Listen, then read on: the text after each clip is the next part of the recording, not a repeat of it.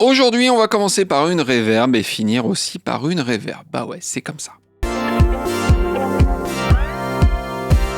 Et on commence cette matinale avec nos Français du VI qui viennent d'annoncer un nouveau plugin d'effet et c'est une reverb répondant au nom assez évocateur de Bloom qu'on pourrait traduire par épanouissement ou floraison sonore. Ça évoque le développement organique, la prise d'ampleur et le fait de remplir l'espace. Donc déjà, rien qu'avec le nom, on a pas mal d'indices sur le type de reverb que l'éditeur va nous proposer. Techniquement, c'est une reverb algorithmique qui s'appuie sur l'architecture de diffusion clairement inspirée des reverbs classiques des années 80 et 90, de type Lexicon, Quantec ou Eventide par exemple. Mais évidemment, il y a un twist, voire plusieurs, vous allez voir, et c'est revisité à la sauce UVI. Alors tout d'abord, on pourra moduler la structure même de la reverb avec 3 modes de fonctionnement, single, parallèle et serial, afin d'obtenir des résultats allant du naturel à des ambiances massives et enveloppantes. On a des contrôles de diffusion, de largeur, de tonalité, de modulation et même un freeze via un panneau unique pour simplifier la vie de l'utilisateur. Et le twist est le paramètre exclusif Rise qui détermine la vitesse à laquelle la reverb se développe afin de créer une sensation de mouvement naturel, mais sans utiliser de modulation ni d'enveloppe, ce qui est généralement le cas avec les autres reverbs. On a aussi des fonctions de randomisation, de mutation et de morphing entre les presets. Elle est livrée avec 200 presets triés par catégorie. On va écouter des exemples audio là tout de suite, bientôt, mais sachez qu'elle est incluse dans le Sonic Pass et le Sonic Bundle et qu'il y a une version d'essai de 15 jours, donc c'est vraiment top. Et ben si vous craquez aussi, faites-le dans pas longtemps car il y a un prix d'introduction. Elle est à 39 € avant de repasser à 79 €. On écoute tout de suite des exemples audio.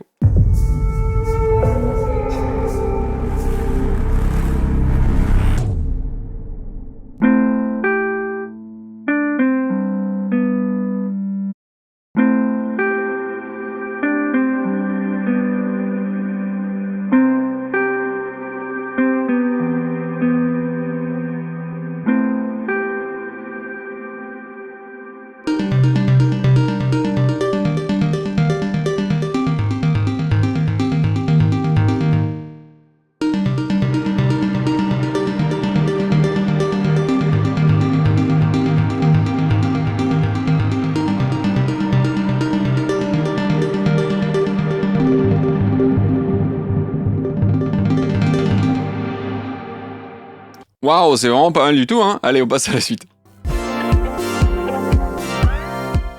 Et on continue avec une mise à jour de Stan. Ça a l'air d'être la saison quand on a eu récemment Logic Pro, Ableton Live, Studio One et c'est possible que j'en oublie d'ailleurs.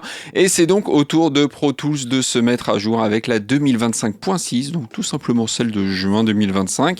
C'est comme ça qu'on numérote depuis quelques temps chez Avid et donc la fonctionnalité phare de cette mise à jour, vous le voyez, c'est l'intégration de Splice, le fameux service de recherche de son et de boucle qui est donc désormais directement accessible dans l'interface de la Stan. Et il faut avouer que c'est plus pratique que de jongler avec plusieurs fenêtres. On a aussi accès à la fonction Search with Sound qui permet donc de trouver des samples compatibles en termes de tonalité, de rythme et tempo avec notre morceau juste en glissant, déposant un clip audio ou MIDI depuis notre session. Ça nous propose des fichiers qu'on peut préécouter et qu'on peut ensuite déposer directement sur notre timeline. C'est pas mal quand même, je trouve. Il y a 2500 samples gratuits et si vous en voulez plus, il faudra s'abonner à Splice. C'est une dizaine d'euros, je crois un peu plus, 10-15 € par mois, il me semble. Il faudra vérifier ça. Pour ceux qui font de la post-prod, sachez qu'on a désormais un speech to text utilisant de l'IA. Donc ça convertit un dialogue audio en fichier texte et ça permettra ensuite d'accéder à un moment spécifique tout simplement en tapant la ligne de dialogue, donc par exemple. Donc ça peut faire gagner pas mal de temps. On a aussi l'intégration du logiciel QPro qui est spécialisé dans la post-synchro, le remplacement automatique de dialogue. Donc c'est très utile pour ceux qui font du doublage. On a aussi Matchbox 2 qui permet de faire de la reconformation. En gros, c'est quand le montage de l'image évolue après le travail sonore et ça permet de tout recaler de manière intelligente tout en gardant les fondus, les automations, etc. Ça aussi, ça permet de faire gagner du temps et d'éviter des tâches assez fastidieuses. Et puis on a d'autres nouveautés, comme le support ARA pour Synthesizer V de Dreamtonics, dont le test est disponible sur Audiofanzine, je rappelle, et aussi pour Sync VX de Waves. On a aussi le support ARA. On a des améliorations du côté du MIDI. Les mauvaises langues diront qu'il y a de quoi faire sur Pro Tools côté amélioration MIDI. Et puis on a aussi des améliorations côté workflow avec un dashboard remanié notamment, et puis plein de petites choses. Voilà, je pourrais pas tout dire évidemment. Et puis voilà, c'est tout pour Pro Tools. On passe à la suite. Et on continue avec un instrument électronique. Alors on va pas bouder notre plaisir, car en ce moment il n'y a pas tant que ça de ce côté-là. Et c'est du côté de Sonicware que l'annonce a été faite avec Evoke de la série Leven. Et sur Audiofanzine, on avait d'ailleurs testé le Lo-Fi 12 de la série Leven aussi. Il était très orienté Lo-Fi, comme son nom l'indique. Le Evoke est quant à lui plus présenté comme une Ambient Music Box, donc un instrument autonome centré sur les textures cinématographiques et nostalgiques, sans section batterie, donc pensé pour l'ambiante, donc, mais aussi le post-classique et le lo-fi aussi, pourquoi pas, ça pourrait marcher. Il y a un moteur de synthèse hybride appelé Acoustronic Flux Oscillator, un effet granulaire, une réverbération multidimensionnelle et un séquenceur 4 pistes avec mémorisation des mouvements de paramètres. Le moteur, on revient dessus, fusionne 34 instruments acoustiques modélisés et 20 formes d'ondes construites à partir de 128 tables. L'effet Backtide fait un peu comme le reflux des vagues de la mer, ça veut dire ça en anglais, en inversant les transitions sonores pour introduire un mouvement ondulant.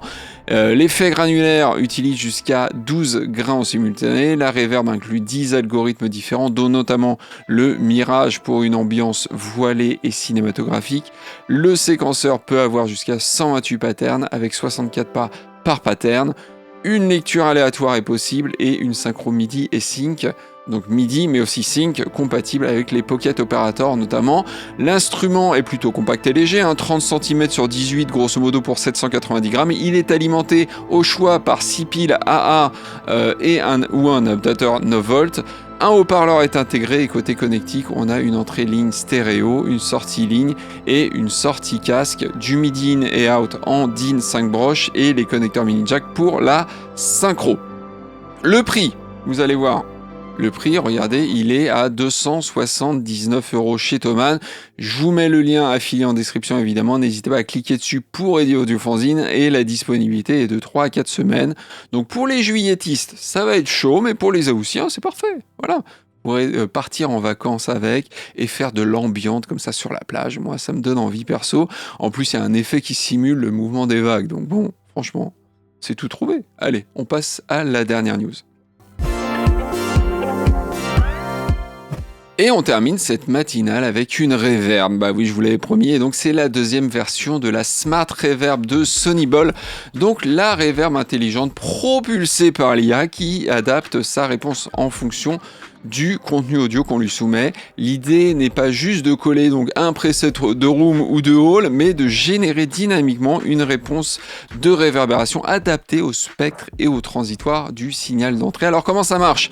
Eh bien, le plugin analyse spectralement et temporellement le signal audio pour générer une réverbération personnalisée qui s'intègre naturellement dans le mix, et ça a pour conséquence d'éviter les problèmes classiques de masquage et de surcharge de spectre. On a quand même accès à certains paramètres, c'est pas du tout automatique, pardon.